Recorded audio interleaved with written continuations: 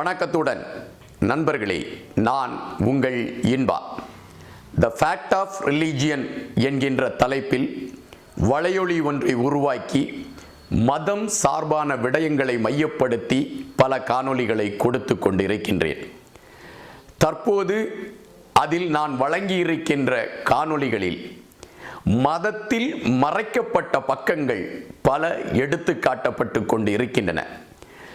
ஒவ்வொரு கருத்துகளும் மதங்களின் சார்பு கருத்துகளாக இருந்தால் கூட அவைகள் மதத்திற்கு எதிரான கருத்துகளாக அமையாது என்ற உறுதியை நான் உங்களுக்கு தருகிறேன்.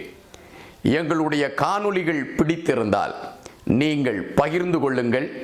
அந்த காணொளிகளை உங்களுடைய காணொளிகளாக மாற்றிக்கொள்ளுங்கள். அது நாங்கள் வளர்வதற்கு உதவி செய்யும். இன்றைய காணொளியில் எந்த தலைப்பில் பேசலாம் என்று நான் தேர்ந்தெடுத்த பொழுது எனக்கு கிட்டிய தலைப்பு நிர்வாணம். உங்களுக்கு வியப்பு வரலாம், எதற்காக இவன் நிர்வாணம் என்கின்ற பெயரை வைத்து ஒரு காணொளியை உருவாக்கி கொண்டிருக்கின்றான். இந்த காணொளியில் ஏதாவது மறைமுகமான விடயங்களை குறித்து பேசப் போகிறானா என்கின்ற வினா உங்கள் மனதில் எழக்கூடும். ஆனால் நாம் முன்வைக்கின்ற நிர்வாணம் என்கின்ற இந்த விடயத்தின் பின்னணியில் பல உண்மைகள் புதைந்து கிடக்கின்றன. மதம் என்ற ஒற்றை வார்த்தையை நோக்கி நாம் பயணிக்கின்ற பொழுது அதன் பின் நிழலாக பயணிப்பது நிர்வாணம் என்கின்ற வார்த்தைதான். உலகத்தில் மனிதன் படைக்கப்பட்டானா பரிமாணிக்கப்பட்டானா என்கின்ற கேள்விக்கணைகள் பல யுகங்களாக நடந்து கொண்டு இருக்கின்றன. விஞ்ஞானத்தை முன்னிறுத்தி பயணிப்பவர்கள் பரிமாணப்பட்டான் மனிதன் என்கின்ற கருத்தை முன்வைக்கிறார்கள். மெஞ்ஞானத்தை முன்னிறுத்தி பயணிப்பவர்கள் படைக்கப்பட்டான் மனிதன் என்கின்ற கருத்தை முன்வைக்கிறார்கள். நாம் இங்கு மதத்தை குறித்து பேசுகின்ற காரணத்தினால் மனிதன் படைக்கப்பட்டான் என்கின்ற கருத்தை சுமந்து கொண்டு பயணிப்பது இந்த காணொளிக்கு வலு சேர்க்கும் என்று நம்புகின்றேன். மனிதன் படைக்கப்பட்டான் என்கின்ற கருத்தை பல மதங்கள் முன்வைக்கின்றன. யூத மதம், இஸ்லாமிய மதம், கிறிஸ்தவ மதம், இந்து மதம் போன்ற அனைத்து மதங்களுமே மனிதன் படைக்கப்பட்டான் என்கின்ற கருத்தையே முன்வைக்கிறார்கள். இந்த கருத்தாக்கத்தின் பின்னணியில் என்ன இருக்கிறது என்கின்றதை நாம் ஆராய்கின்ற பொழுதுதான் பல விடயங்கள் நமக்கு தெரிய ஆரம்பிக்கின்றது. இறைவன் உலகத்தை படைத்தான்.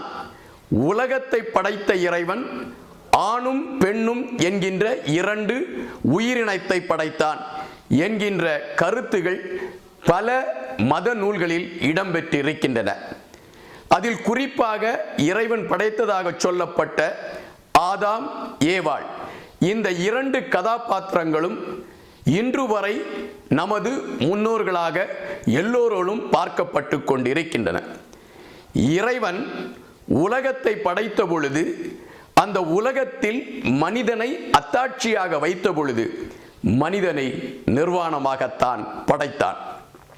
எனவே இறைவனே நிர்வாணத்தை மதத்தின் அடையாளமாகத்தான் கொண்டு பயணித்தான் என்பது தெள்ளத் தெளிவாகவே தெரிகின்றது. எனவே மதம் என்கின்ற அந்த கருத்துக்குள் நாம் பயணிக்கின்ற ஒவ்வொரு நிமிடங்களும் நிர்வாணம் என்கின்ற அந்த ஓசை மெல்லிதாக நமது காதுகளில் ஒலித்து கொண்டுதான் இருக்கும். ஆதி மனிதனுடைய வாழ்க்கைக்குள் நாம் புகுந்தால் இறைவன் மனிதனை நிர்வாணமாக படைக்கிறான். படைத்த பொழுது அறிவை சொல்லுகின்ற அல்லது அறிவை திணிக்கின்ற ஒரு பழத்தை ஒரு தோட்டத்திலே வைத்து விடுகிறான். இந்த பழத்தை நீங்கள் சாப்பிட்டு விடக்கூடாது என்று அந்த மனிதனுக்கு இறைவன் கட்டளையும் இட்டு விடுகிறான். ஆனால் விதி வேறு விதமாக விளையாடுகிறது. மனிதன் அந்த பழத்தை எடுத்து சாப்பிட்டு விடுகிறான். உடனடியாக அவனுடைய அறிவின் கண் திறக்கப்படுகிறது. தான் நிர்வாணமாக இருக்கிறோம் என்கின்ற உணர்வு அவனுக்குள் மேலிடத் தொடங்குகிறது. எனவே உடைகளை தேடி அவன் ஓட்டம் பிடிக்கிறான். அங்கிருக்கின்ற மரத்தின் இலைகளை வைத்து ஒரு உடையை தயாரித்து அவன் உடுத்திக் கொள்கிறான். இந்த இடத்தில் மனிதனுக்கு அறிவு கண்ணை திறந்துவிட்ட அந்த சர்ப்பம் அல்லது சாத்தான் என்று குறிப்பிடப்படுகின்ற அந்த சர்ப்பமும் சாத்தானும் கடவுள்களாகத்தானே பார்க்க வேண்டும். இறை நிர்வாணத்தை கொடுத்தான், சாத்தான் நிர்வாணத்தை மறைத்தான். எதிர் கருத்துகள் தான் இங்கு விளையாடி கொண்டு இருக்கின்றன. ஆனால் மனிதனின் மானத்தை காத்த சாத்தானை நாம் இன்றும் சபித்துக் கொண்டுதான் இருக்கின்றோம். இந்த சாத்தானின் செயல் வினையால் தான் இன்று மனிதன் மனிதனாக உருவாக தொடங்கி இருக்கிறான் என்கின்ற தகவல் கூட உங்களுக்கு அதிர்ச்சி தகவலாக இருக்கும். அந்த பழத்தை சாப்பிடுகின்ற வரையில் மனிதன் எந்தவிதமான அறிவு சிந்தனையும் இல்லாதவனாகவே தான் பயணித்தான். அவன் அருகிலே ஏவாள் இருந்த பொழுது கூட காமம் அவனை எட்டி பார்க்கவில்லை, காதல் அவனை தட்டி பார்க்கவில்லை. அவன் ஒரு ஜடமாகவே தான் இருந்து கொண்டு இருந்தான். சர்ப்பம் கொடுத்த ஆலோசனையை ஏற்று அவன் பழத்தை உண்ட பொழுதுதான் அவன் தனக்குள் காமம் இருப்பதையும் காதல் இருப்பதையும் உணர்ந்து கொண்டுதான் இங்குதான் விஞ்ஞானம் பரிமாணம் காண தொடங்கியது. விஞ்ஞானத்திற்கு முதல் பிள்ளையார் சுழி இட்ட இடமும் இதுதான். மனிதன் ஒரு பெண்ணோடு இணைவதால் ஒரு உயிரினம் பிறக்கின்றது என்கின்ற விஞ்ஞான கோட்பாட்டை மனிதன் அறிவதற்கும் உணர்வதற்கும் களம் அமைத்த மனிதனாக சாத்தான் திகழ்ந்து கொண்டிருக்கின்றான். இன்று உலகம் இவ்வளவு பெரிய வளர்ச்சியை அடைந்திருக்கிறது என்றால் மனிதர்கள் சாத்தானுக்குத்தான் நன்றி சொல்ல வேண்டும் என்கின்ற ஒரு கருத்து வைக்கப்படுகிறது.